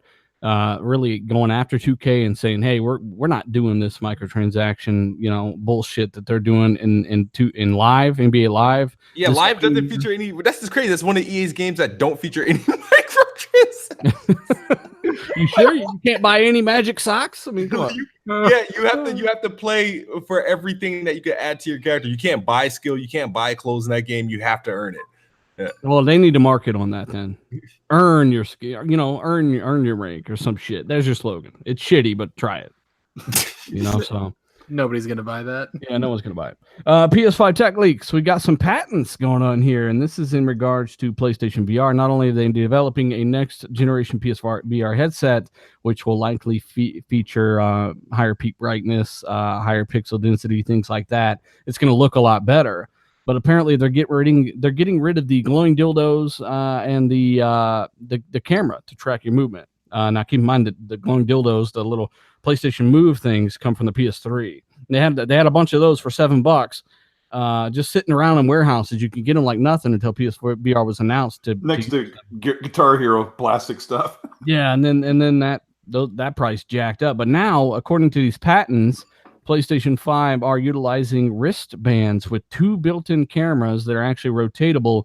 They will track finger movements, things like that. So you'll be completely hands-free. Hopefully PSVR 2 is wireless because it kind of needs to be, in my opinion. They probably won't do it because they're like, hey, we'll sell that as a version 2 in 3 years. But imagine in a couple years, you're wireless there. You've got a couple wristbands on, which are nothing. People wear those anyway. And you've got some built-in cameras on those things, and they track your finger movements and your player movement. And I think this sounds actually pretty badass, D. Yeah, I didn't really get to read too much up on it, but is it similar to the inside-out tracking? I don't know, but I'm sure it's working with the Kinect to spy on you. But yeah, the first company that comes to the race with wireless VR that's affordable, they're the winners. I think it's already Oculus, right? Or someone's got wireless. I think it's like a module you put on. I don't know if it's completely wireless yet. I think it's just like a module, and I think it's really expensive nonetheless, even if it is wireless. The next PlayStation, I don't know if it has HDR, if it's wireless and it's affordable, that could be their killer app, man. Because VR is amazing. I know it's boring to talk about, but if you actually play it, it's life changing. Like, hey, is MGK do we have MGK in the pocket? Who's eating cereal? Someone's eating cereal. Captain Crunch. Fucking silence, just like It's fucking someone munching on some Wheaties in the background. My dear, They're great. the camera works. Is it Colt? Oh man, go ahead. D. Sorry, I just figured I'd make it. Yeah, who in the room has played VR? I have not. I have. And what are your thoughts on it? To be honest with you, it was extremely lackluster. I did like a racing game on the PSVR, and I did it with like about 3 other guys, and then they played it, then I played it, and 2 of them got super motion sickness and pale and almost threw up. And then I played it, and it was just like, cool, I'm playing a game that has PS2 graphics. I can give 2 fucks about it. And yeah, I mean, it's looking like Sony's going to be the only one in the race on this. I mean, Oculus's co-founder left Facebook. They canceled the Rift 2 on there, and there's not a market for it. Facebook is walking away from it. A lot of people are. I have personal friends that were part of creating PlayStation VR, and they walked away. They went to Oculus, and they went to other jobs, other venues, because the job security in it is not very stable. Well, I don't know the back end of it, but to be honest with you, the experience is fantastic for me. It's unfortunately you played it on the PSVR, which I'm not gonna say it's horrible, but that's definitely not the benchmark experience for VR. You definitely want to play it on PC, something like a Vive. Yeah, but what's the price difference to get across the gate to good VR. Well, actually, you can use the mixed reality headsets from Top Dog, are you Microsoft, and they're a lot cheaper, man. Yeah. The Well, mixed yeah, I mean, reality, I saw them going for like $200. Oh, And that's- $100 for a headset that's- and And the controller. And that's all you need. You plug it into your system, and that's it. And there's less requirements on the Microsoft mixed reality. And also, too, it has the HoloLens experience with it too. Obviously, you're inside that world, but you can't see what's going on in the real world. It's not like augmented reality, but you have that whole experience. We can sit on the couch, blow up your monitor to like 110 inches and watch movies or surf the internet, whatever. Well, you had me at blow. D, D, do you know what the frame rates are for PSVR? Like, what's the frames per second? I think they're at like 75 or something like that. Yeah, because you need to be at least. That's where the motion sickness is coming from. Somebody said 120. Yeah, I was about to say you need to be at least 120 or above. So there's the entry level VR is the PSVR. PSVR, okay, because I don't know what it is, but the motion sickness is real. Like it doesn't, and the experience is kind of like, Well, that's maybe another it's thing the they're working on. I'm glad you mentioned that because I forgot about it. They some kind of patent coming out with their VR for some kind of anti-motion sickness technology crap. It's all going to get better. Think about it. You're playing on a $200 system. Like this is going to be. It's crazy. It's even running on the Jag that it's running on and even hitting those frame rates in the first place. So yeah, it looks abysmal on the base PS4. It looks okay on the PS4 Pro, according to the reviews and stuff. So it's only going to get better with PS5, as actually that system will be able to leverage a much better headset. I just looked at my notes here. So effectively, I guess the PS4 is doing reprojection to double the frame rate from 60 to 120. So I guess they're using some type of interpolation. So it's like a fake whatever. 120 frames to smooth it out a little bit. Yeah. It's tricks like that really help these guys be able to take advantage of consoles like this. It's crazy. We've also got a job listing for kind of next generation PlayStation marketing, and shout out to Delilah HD as well, Noof and all these guys in the chat. You guys are awesome. Hit that like button if you're checking us out, guys. We appreciate it. Marketing job for PlayStation 5, which was quickly deleted, by the way. Supposedly they are hiring people to leverage that marketing budget that Aaron Greenberg spent on waffle makers. What are your thoughts on that, Shady? What do you hope to see? What do they got to do to get you to get a PS5? In order to get a PS5 day one, it has to be a Star Trek holodeck. Mm-hmm. And that's not going to happen. So it's not happening for me day one over there. I'll get one like I always do later on when the price is down and there's a pile of exclusive games that I What if they got What if they got a Star Trek holodeck in the commercial? In the commercial, no, it's not enough. I don't get that excited over the marketing of stuff. If it is next year and they are ramping up for this, I still feel it's just a year too early. I'm not sure what they're up to if that's what's going on. I don't know. I mean, we all do. I was talking to some other people about 2019 feels like it's just too early. And like I said last week, I'm just guessing. So Microsoft are, like I said, extremely confident they're going to be more powerful. And the only way that they can be as confident as some of the stuff I'm seeing behind the scenes, some of the conversations, is if they know they are going to be a year after PS5. So if it's 2020, the only other way, as Ram was talking to me about a day or two ago, I made a video in June talking about Xbox Scarlett where I introduced this theory where they would come out with 2 next generation consoles, like traditional consoles. One would be about the power of the X or a little bit faster, but with just Ryzen CPU cores instead of Jag cores, right? With the appropriate RAM. So same as the X, next generation CPU that would unlock a lot of capability. All the video is still there. Just check it out. All the effects and stuff that I showed, examples of these things. And then they would have the second console, which would be about $100 more, which would be about double the power of the X. And they would have both of these. And with the lower end model, they would be able to undercut Sony on the price. And with the higher end one, they would be able to say, hey, power is king, we have it. It's either they're releasing early or they're actually going to go through with what I said they would go through with. And if they do that, that's insane to me. I think that's really, really quite insane. So what if they put out the mid? It's hard to come up with a name for this, but what if they come out with the next S, which is the Ryzen paired with the X GPU? What if they come out with that in 2019 and then say in 2020 we have the Scarlett monster console. You I think they wouldn't- would do that? I don't know. I don't think it would be a great. I'd rather have them both at once so you could choose, kind of like a phone launch, right? Like certain phones have more specs, and if you want to, I wouldn't launch them separately. Just give people the choice because, of course, we're not going to want to wait to get better performance. Some people, there's people that'll buy the lower power one just because they see, oh wow, this this next Assassin's Creed has 60 frames on this next gen console. They're not going to want to wait for stuff like that, and they're going to buy that one. Then next year they're going to be like, fuck, now the new one's out, and it'll be kind of like the S and the X. Like, yeah, they told you at the same event, but it would have been ideal if those consoles were available at the same time to kind of, I don't know, they could feed off each other as well if they do it that way.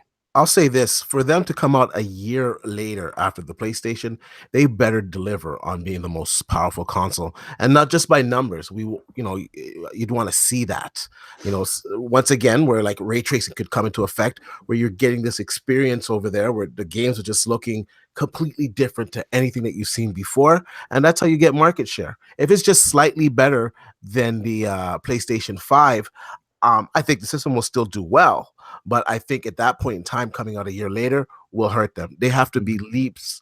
It's got to have some kind of really noticeable advantage. Yeah. And here's the problem, D, is we have an entire sect of people that have now convinced themselves that 50% to 100% more pixel density is nothing for one, when they were bragging about less than 30% at such a low resolution already anyway. It was instead of 300,000 pixels on the base consoles, now you're at anywhere from 2 to 4 million.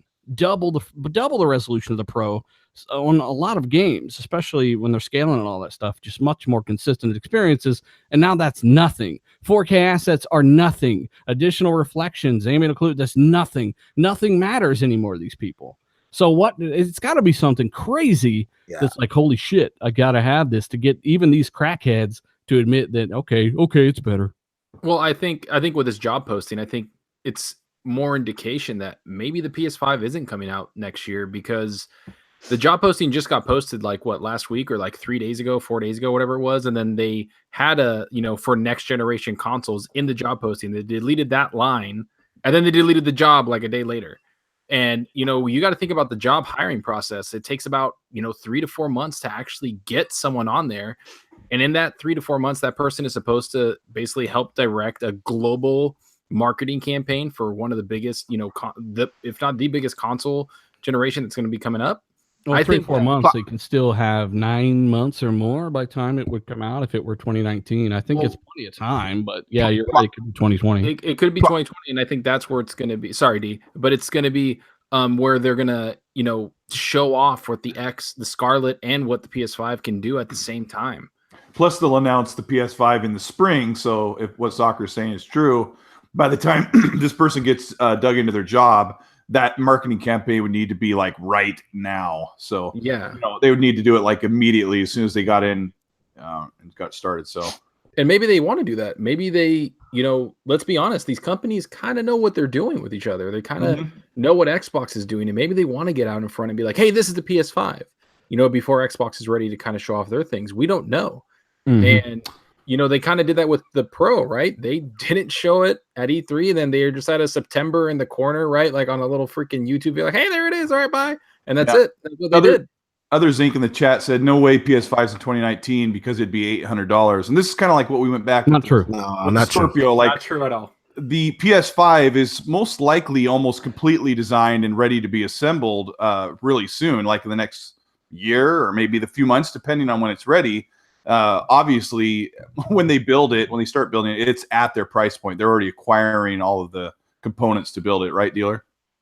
Well, here's the thing too with the price, guys, because I don't know why people don't just look at the history of consoles.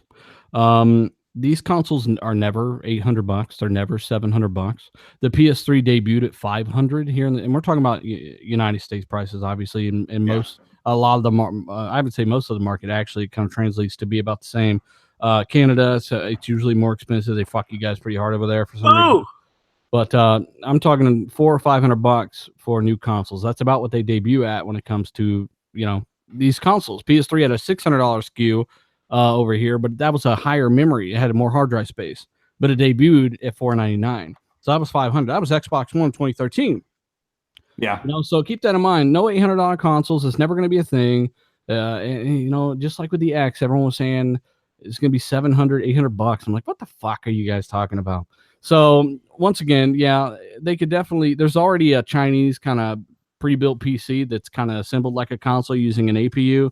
It's got 4 teraflops, a Ryzen core CPU, and you can spec that out differently. The ability for even these third parties to make something like that, it's there. And I think Sony could definitely pump something out in 2019 that is a notable, like I said, 6 or 7 teraflops with a Ryzen CPU and more RAM is a notable upgrade. Like I said, the CPU is a quantum leap. And when you get that kind of technology in a console and see what that's going to do with more detail and all the stuff I've listed a million times, that's a big deal. I just think people have to see it to understand that alone because like can do wonders.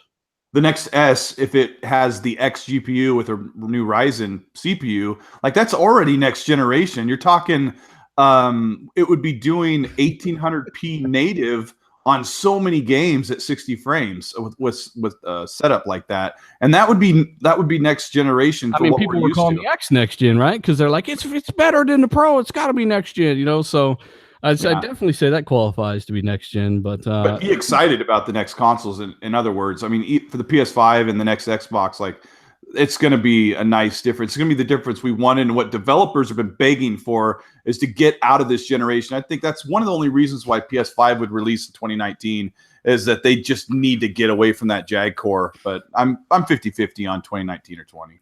Who knows? If we get anything in 2019 from Xbox, I think it'll be the Scarlett streaming box. I agree. Yeah. Nothing else. The cost for parts would be far too expensive. I mean, it depends on what they do. There's no equivalent APU in the world that the X has right now. You can't go buy that anywhere. When it comes to these are APUs. Keep that in mind. AMD do not sell a 6 teraflop APU. No. Yeah. So these are going to be semi-custom parts, and you can't just go buy these, right? Well, go ahead. To put things in perspective, you can get like a Ryzen 1700. You can get that so cheap right now. That's like 8 cores, 16 threads. It's really cheap right now. The 2600, which is 6 cores, 12 threads, you could get that really cheap. You can get it for like $250. And the that's rumored a desktop class CPU as well, though. Yeah. So imagine just buying one. Microsoft's going to be buying millions of parts. Obviously, and once you get into APU, it becomes more cost effective too, right? Now, also too, the Vega GPU. What I'm hearing, not the Vega, I'm sorry, the Navi GPU. We're hearing that they're targeting like a $250 price point for that part, and that basically these are just rumors, obviously, but they're saying basically it's going to have the performance of a GTX 1080. Now that's pretty much 4K, 60 frames per second, maybe like high on some games. Yeah, high. You're gonna have to customize some of the settings a little bit, right? But point is, it's $250, right? Yeah. So for and remember, you're gonna get these at mass production price, and it's not gonna be that much. I think the next consoles, really and truly, I think the PlayStation 5 is probably gonna come out at $400, $500 at the most. But I think they're gonna come out at $400 because that's what got them this generation. Yep. Just a good price point. And I don't think they're gonna stray too far away from that. Yeah. Good points. I think a lot of people too need to kind of, they should know that you can get an AMD APU that's powered by Ryzen for $69. Now, of course, it doesn't have the graphics power of even the X and stuff, but you can imagine them pumping a couple $100 worth of R&D and power into that APU architecture there and beefing that up to 8 cores. I mean, as I covered the other day, maybe even 8 virtual threads on top of that, plus a shit ton of power on the GPU side. It's definitely possible for them to get that stuff up there. I know we've been here on this subject too long. I don't want to stay here too long, but honestly, what you just said, that APU, the CPU that's on that destroys what's in the consoles right now. And it's $55. So you guys thinking that the next gen consoles are going to be expensive? Come on, man. They are. They're going to be $400 or $500 as they always are. And you know what? If you're willing to part with that money, then you're going to get probably the most well-rounded console of all time. I would stand by that 100%. A console with the least bottlenecks of any ever developed. Keep in mind, the 360 had half a gigabyte of RAM. They ran into limitations there. Then you had third-party apps starting to become popular. Oh, we need more. We need to allocate this RAM to parties. Now we have a party system. Like, they've got all that stuff figured out. Now they can just say, hey, we need 16 gigs of RAM. We need this much power. We got a good CPU now. Very well-rounded system. It's going to give you more options than ever and more technologies than ever. But anyways, we've been doing this for a while. It's time for us to go. Thank you guys for rocking out with a 600 tonight. We appreciate it.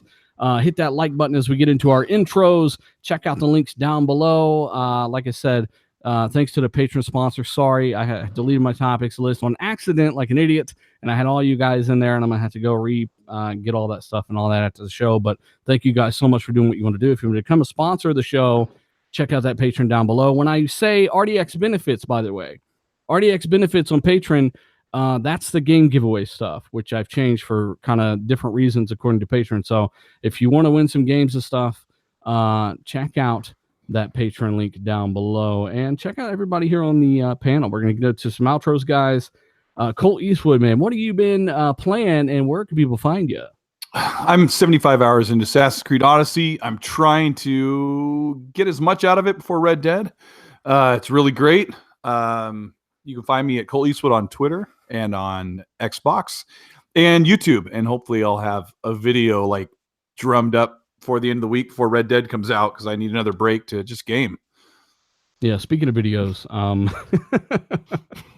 I did one yesterday. Xbox One is dying, and there's some people. Most people checked it out, right? Like had a shit ton of thumbs up and stuff. Most people checked it out, but some people are like, "What are you talking about? You watch the fucking video." I'm making fun of all these stupid fucks that make these Xbox One is dying. They always make these Xbox One is dying videos, right? It's their livelihood, yeah. Because they know that it's going to get clicks, and I destroy their one argument with facts that are linked. So check out that video, share it with your buddies, and enjoy that thumbnail. I had some good time. Yeah, the video is pretty cool. Take a look. Appreciate it. Kid Smooth, what have you been playing? Where can people find you? Man, I'm still playing Assassin's Creed Odyssey. You can find me on YouTube and Twitter. Please do that on my long run to 10K. But hit me up on YouTube. Follow me on Twitter if you want to see like all the shit I get people pissed off about. But yeah, I'm playing Assassin's Creed Odyssey, and I'm trying to get through it. Hopefully, it's going to be a while. I'm only like a level 33 right now. So I'm so jealous of Zalker. Didn't he like 100% complete it? Like, that's nothing to be jealous of. His adventure's over for now. No, it's not. He's got a ton of side missions though, and he's level 50, so he's going to save them for when the first DLC drops in December, and they raise the level cap. So we've got all this shit strategically planned out. But yes, please go follow Kid Smooth at Kid Smooth SMOOVE on YouTube. Help him get to 10,000 subscribers. Good guy. And sorry, kid, we kind of got into the tech stuff and we fell down a vortex of fucking we do appreciate you jumping in though. Shady had some technical issues, like fuck, let me try to get Kid or Attic in here. You guys are both awesome guys and awesome creators. And you managed to show up, so thanks a lot. We've also got D Batch, man. What have you been playing? Where people find you? I'm playing Call of Duty. I'm having so much fun on the PC with that game. And today I just started up Assassin's Creed Odyssey using the new what's it called? Steam what's it called? Project the Google Stream, whatever. Project Stream. Yeah, how you liking it? You know what? In all honesty, the game looks pretty good so far, but the Project Stream, it's really impressive. I'm not gonna bore you guys with all the details right now. You can follow me on Twitter at D_batch and at YouTube at DBatch, and I'll probably do a video later on in the week discussing how I feel about that game. But yeah. Good stuff. Hey, Chris Keller in the chat. Yeah, man, I just went all out on it, man. I had some fun with it. I mean, fuck, I did a Rick Ross, a horrible, cringy ass Rick Ross. I didn't even know it was going to be Rick Ross when I was doing it. It ain't Rick Ross. It don't even sound like him. But you know what? I said, fuck it. I'm going to go with it. It's stupid as fuck. It's cringy, but it's different, So I just went all out with it. I put the green blood coming out of the Xbox's disk drive. Like I went all out on it, man. I had some fun with it. And anybody who listened to it, I hope they enjoyed it. It was just some dumb fun. And yes, I did an Xbox One is dying video, but it was for, how else am I going to draw in those people that only care? How else am I going to draw in those people that only care that Xbox is dying, right? How am I going to show them, hey, welcome to the video. And by the way, you're completely wrong. Here's the facts on screen. Like, how am I going to lure those idiots in, right? So, how's like Xbox Uncle Bumpy, dying? You got Uncle Bumpy in here. Is like, well, our Xbox is dead. It's among the most profitable it's ever been, but it's dead. Yeah, I saw some trolls in the comment section there saying they came for a funeral and that your video was clickbaity.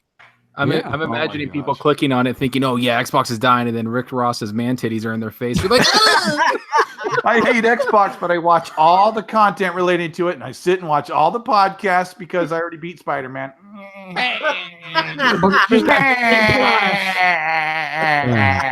Jesus. That's the least these fuckers deserve. I'll draw them in and fucking crush them. I don't give a fuck. Anyway, we've also got So Shady, brother. What have you been playing and where people find you, bro? I've been playing a lot of Black Ops 4 still. It has got me. Actually, it pulled me away from Odyssey. Not to take away from Odyssey. I can't wait to get back in there. Seeing Zocker doing 1,000 achievement points. It's motivated me to get back involved. I just want to say sorry for the technical difficulties at the beginning, man. Like I said, I fought off the invaders. They will not get shady. I will be here every week. RDX on Tuesdays. On Twitter, So Shady, at The Sesh Empire, one word. And on Xbox, So Shady. Let's do something out there, guys. It's going to be awesome. There was all kinds of technical issues, man. I ran into some stuff too. It's just Jesus Christ, but we managed nonetheless. Zalker, hey, welcome to the show, man. Great first episode for you as an official member. What have you been playing? Where people find you? yeah, man. First of all, thanks for having me on, and thanks for making me a permanent panel member. You know, everybody in the chat, you guys have been super supportive. It's really cool, man. I really enjoy doing the show, and I've been playing Assassin's Creed. Obviously, no lifing the shit out of it, 1,000 out of 1,000. And I started playing, I've been playing Call of Duty Blackout. Me and my buddy got 3 wins last night, got second place, and then 3 third places. We've been killing it, averaging almost 6 to 8 kills a game. Just a lot of damn fun. And He's using aimbot. I am. It's called My Thumbs. And so My Thumbs downloaded it. My Thumbs. It's a weird name, but it's to throw off Mike Ybarra. Yep. And yeah, you guys can find me on Twitter at Zalker87. And you guys can find me on YouTube on my channel at Zalker87, Zalker 87. Check it out, everybody. I put content out, and yeah, man, I just enjoy gaming. Check it out. And if you want to find Zalker, as I always say, I put out a join us live tweet, and his Twitter handle is in there. So just click that. I'll take you right there. Be sure to support, follow these guys. Hit that like button, guys. Check out the links down below. We are out. Thanks, guys. Thanks, everybody. I sounded close. Smooth.